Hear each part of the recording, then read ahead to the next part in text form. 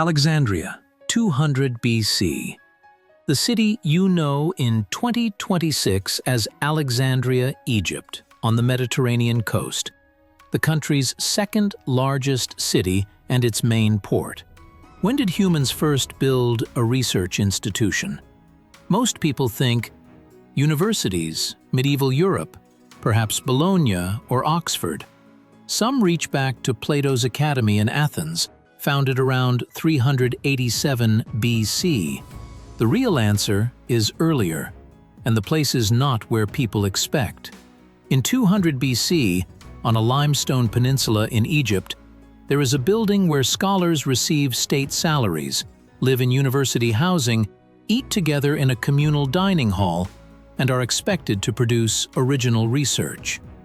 It has a director appointed by the king.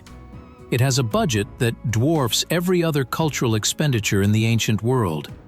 Attached to it, physically connected by covered colonnade, is a library holding somewhere between 400,000 and 700,000 scrolls, the largest collection of written knowledge ever assembled in one place. The institution is called the Mouseion. The word means a place sacred to the Muses. In English today, 3,000 years later, the word is museum. But in Alexandria in 200 BC, it functions less like a museum and more like a funded research university, which is what it actually is.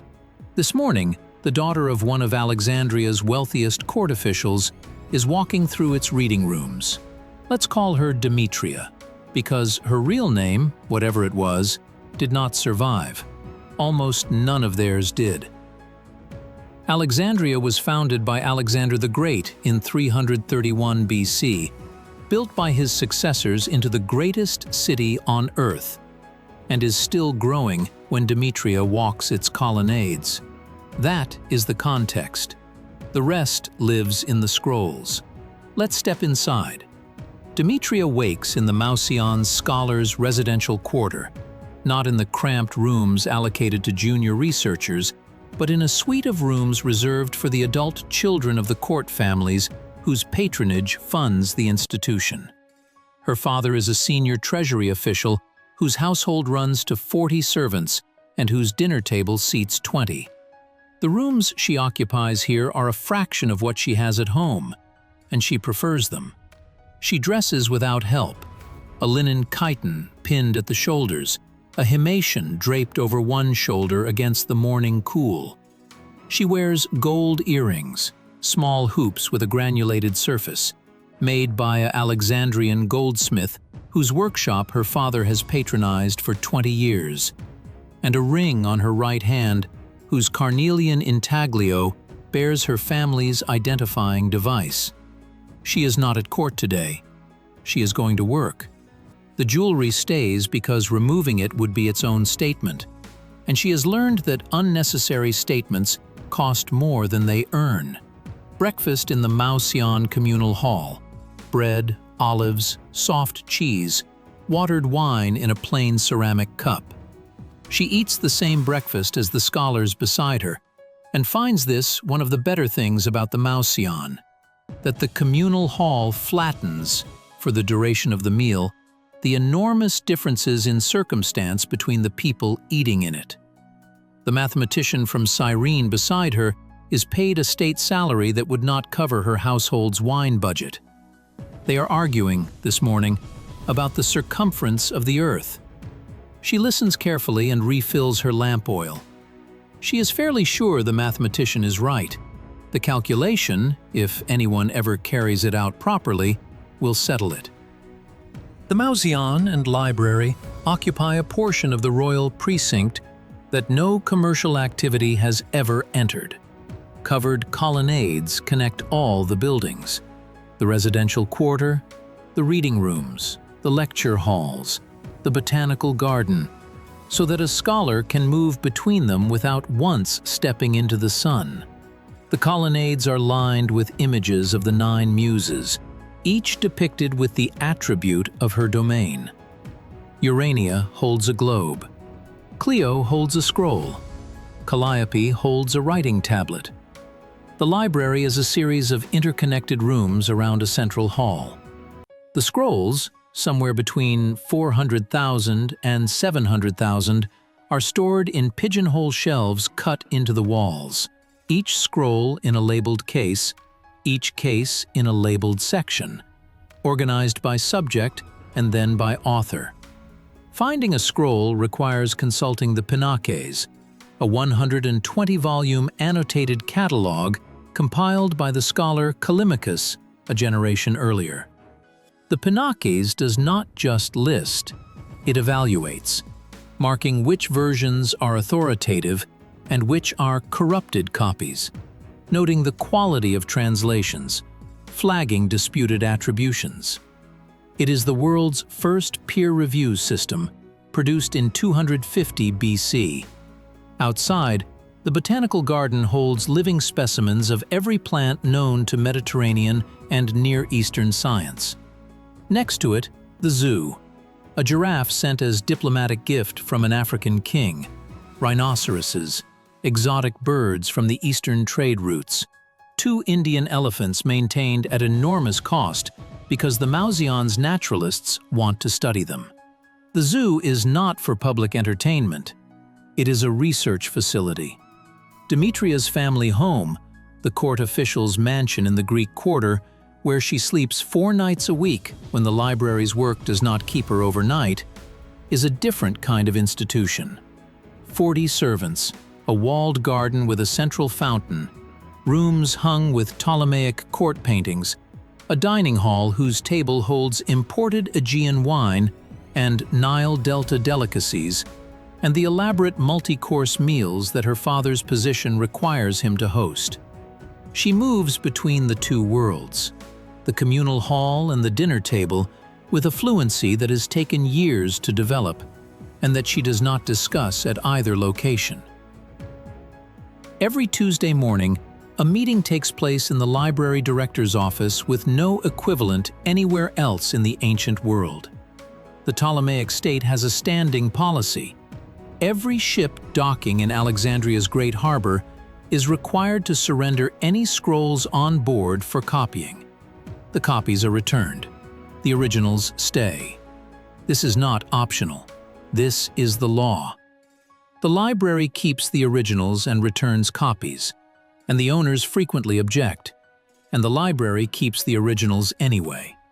Demetria attends Tuesday meetings as a junior secretary, recording the acquisitions list. This morning's haul from the harbor, a collection of Babylonian astronomical records in Greek translation. A philosophical treatise from Athens the library does not yet hold. A private letter collection from a deceased Rhodian merchant that turned out to contain the only known copy of a lost play by Menander, and several hundred grain trading tablets from Memphis that are of no scholarly interest but are being catalogued regardless, because the policy permits no selection. Everyone in the building is aware of the unspoken consequence of this system, and no one discusses it openly. Alexandria is slowly accumulating a situation in which every important text in the world exists here, and only here. The thought sits in the background of every Tuesday meeting like a structural crack in a wall. Present, known, never made the subject of formal discussion. Alexandria is the first city in the ancient world designed from scratch to a single plan, and it shows. The Canopic Way runs the full length of the city from east to west, a boulevard 30 meters wide, colonnaded on both sides, paved in limestone, arrow straight. Standing at one end, you can see the harbor light change at the other end, 3 kilometers away. The afternoon social hour for Alexandria's educated class happens on the Canopic Way. You walk the colonnade. You are seen walking the colonnade. Who you walk with, at what hour, in which direction, communicates your alliances as precisely as a seating chart at a Persian banquet. Demetria walks the eastern section near the Mouseion gate at the late afternoon hour. She encounters a senior court official whose patronage she has been cultivating for 3 months. The conversation is about Homeric geography. It is also about the library's annual budget allocation, but neither of them says so. They part after 20 minutes. She has learned 2 things she did not know this morning. She knows this from which direction he was walking and who he nodded to as he passed. On her way home to her father's house for dinner, she passes through the Greek Quarter. The marble-fronted houses, the private gardens behind high walls, the smell of roasting meat from a dozen kitchen fires. The quarter looks like a transplanted piece of Athens, which is the point. Her father's house has a cistern fed by the royal water system and a kitchen garden that produces year-round in the Egyptian climate.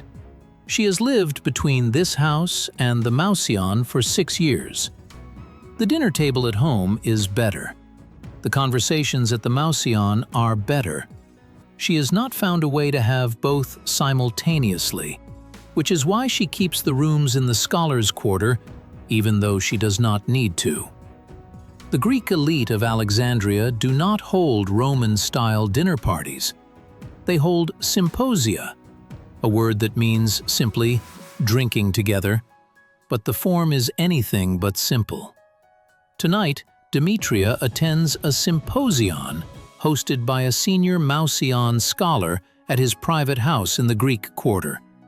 9 guests on couches around a mosaic floor depicting the 9 Muses. The number 9 is not random. A symposion of 9 guests is a cultural statement. The food is secondary to the conversation and arrives between periods of structured exchange. Egyptian flatbread with chickpea paste and sesame oil, grilled harbor fish dressed with herbs, pickled vegetables from the Delta farms, honey cakes at the close. Greek wine shipped from the Aegean. The Ptolemies import their wine rather than drink Egyptian beer, a preference that is itself a political statement about where they consider their civilization to originate. Each guest is assigned a topic at the start of the evening and expected to speak on it for a fixed duration. The form rewards precision and punishes vagueness. A guest who makes an imprecise claim will have it dismantled by 7 other scholars before the next wine cup arrives. Demetria is the only woman in the room. She presents on Homeric geography. The mathematician from Cyrene tears it apart. She tears his objections apart in turn. The host refills everyone's cup. The library closes to general readers at sunset. Scholars with a night research permit, a clay token issued by the director, may remain. Demetria has a token. She stays. She is working on a text that arrived 3 weeks ago from a ship out of Antioch, a collection of mathematical tablets, originally from Babylon, translated into Greek by an unknown hand. The methods they contain for calculating planetary positions are not in any Greek mathematical text she has read. She has spent 3 weeks checking them against her own calculations and against the observation records from the Mouseion's roof astronomers. The methods work. They are older than Greek astronomy. They work. The lamps burn low. The scrolls on the shelves are dim shapes. 500,000 texts in a dozen languages. If a fire started in this room right now, and she has thought about this, and she does not like that she has thought about it, the loss would be incalculable. Not because the ideas would vanish, ideas live in human minds, but because the specific forms, the exact calculations, the original arguments, most of them exist here and almost nowhere else. She rolls the Babylonian tablet back into its case. Tomorrow she will write it up in Greek and submit it to the director for the catalog. Another small deposit against the possibility of forgetting. Outside, the Pharos lighthouse turns its fire across the dark water. Greek is the language of power in Alexandria, the court, the law, the Mouseion. Egyptian is the language of the majority. Aramaic is the language of commerce. Demetria reads Greek, Egyptian, and enough Aramaic to work with commercial documents. Her father requires her to maintain the Aramaic because the treasury work he does intersects constantly with the Levantine merchant community, and a court official's family that cannot read trade correspondence is a family operating with one hand behind its back. The Hebrew scriptures were translated into Greek here, at royal commission, by a group of 70 scholars, the Septuagint, meaning 70. Funded by the Ptolemaic king who wanted a Greek copy for the library. This is the version of the Hebrew Bible that early Christians across the Mediterranean world will read. It was produced in Alexandria because a Greek-Egyptian king wanted another scroll for his collection. Demetria is not married. At 26, this requires explanation in social conversation, which she finds tedious. The explanation is her father, a senior treasury official who was himself educated in the Mouseion tradition and who made a deliberate choice to educate his daughter as he would have educated a son. Mathematics, rhetoric, natural philosophy, the Greek literary canon. This was not illegal, it was uncommon. Her father's position made it possible in a way it would not have been for a family of lesser standing. She will likely marry in the next few years to a man of similar education and court connection. She does not object to this. What she finds objectionable is the assumption that marriage ends the scholarly work, which it need not, and which she intends to resist, using every tool her education has given her, which, as it happens, is quite a number of tools. The Library of Alexandria did not burn in one catastrophic fire. Julius Caesar accidentally burned a warehouse of scrolls near the harbor in 48 BC, not the library itself. Mark Antony gave Cleopatra 200,000 scrolls from Pergamon as a replacement. The library continued, diminished. It declined across centuries. By the 7th century AD, it was gone. Most of what was in those scrolls is gone with it. Of the roughly 700 plays written by the three great Athenian tragedians, 33 survive. Of Aristotle's known works, perhaps a third.